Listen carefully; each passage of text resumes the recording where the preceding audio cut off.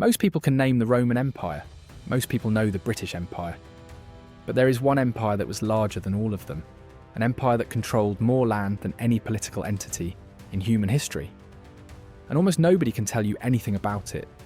This is the story of the Mongol Empire, the largest land empire ever built, and the civilization history somehow forgot.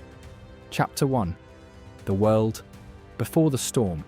In 1200, the Mongol people were nobody's idea of a world-conquering force. They were nomadic tribes scattered across the harsh grasslands of Central Asia, so remote that most great civilizations barely acknowledged their existence. The Mongols had no cities, no writing system, no unified religion. They lived in portable felt tents, moved constantly with their herds, and spent most of their time fighting each other. Tribal warfare between clans was almost constant. Into this world, a boy was born around 1162 who would change everything. His name was Temujin. His father was poisoned by enemies when he was 9. His family was abandoned by their clan and left to die on the steppe. Temujin was captured and enslaved as a teenager. His young wife was kidnapped shortly after their marriage. Everything about his early life suggested a man who would die young and forgotten. Instead, he became Genghis Khan. And what he built defies almost every assumption about how history works. Chapter 2. The Unification. What made Genghis Khan different from every other Mongol warlord was not just military genius, it was political vision. He deliberately dismantled the tribal system. He reorganized his followers into military units that mixed members of different tribes together so that tribal identity was gradually replaced by loyalty to the army and to him personally. He promoted men based on ability rather than noble birth. He created a legal code that applied to everyone equally. He declared freedom of religion across his territory at a time when religious persecution was standard practice everywhere else on Earth. By 1206, Temujin had unified virtually all the Mongol and Turkic tribes of Central Asia. At a great assembly, he was proclaimed Genghis Khan, universal ruler. He was approximately 44 years old. The conquest of the world had not yet begun. Chapter 3.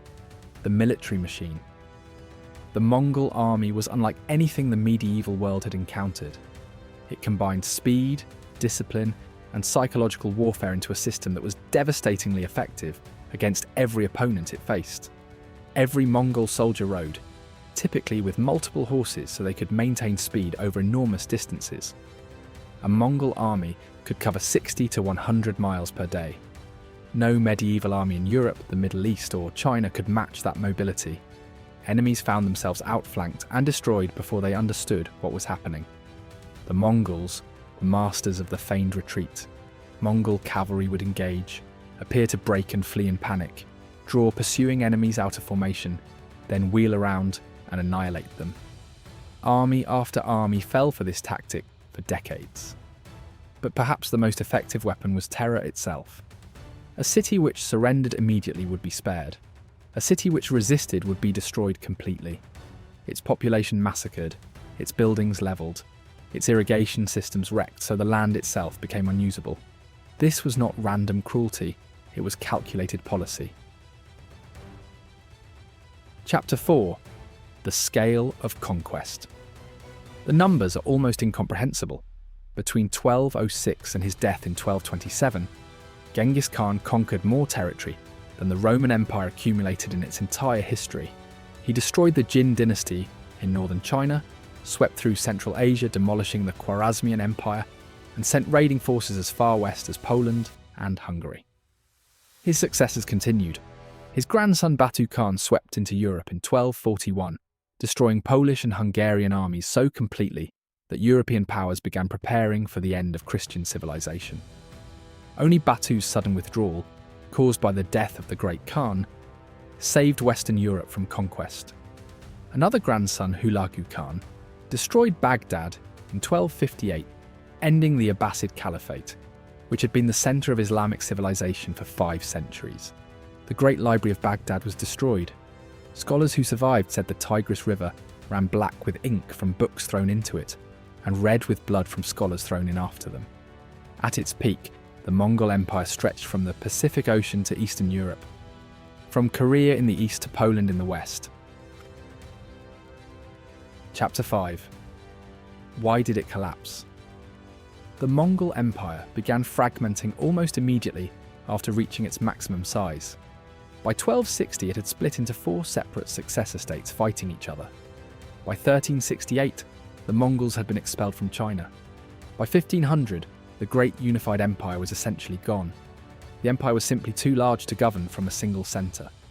Communication across 24 million square kilometres with 13th century technology was nearly impossible.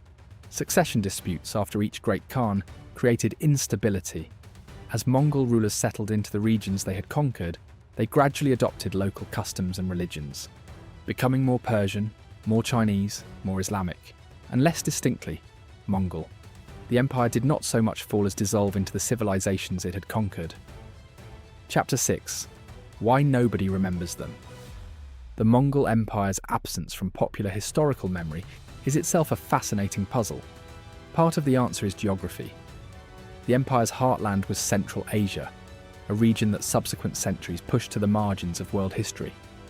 There is no Mongol Colosseum, no monument drawing millions of visitors to contemplate the civilization that built it. Part of the answer is that the Mongols left few written records of their own. The histories we have were mostly written by their enemies, people with strong reasons to emphasize the destruction rather than the achievement. And part of the answer is that the Mongol story does not fit comfortably into any modern national narrative. The empire was too vast and too thoroughly dissolved to be claimed as heritage by any single contemporary nation, the way Rome is claimed by Italy or the British Empire by Britain. But the Mongol Empire shaped the modern world more profoundly than most people understand. It connected civilizations, it moved technologies, it destroyed old orders and created conditions for new ones. It built the largest empire in human history, starting from nothing, in less than a human lifetime, from the most unlikely possible beginning. And almost no one remembers them.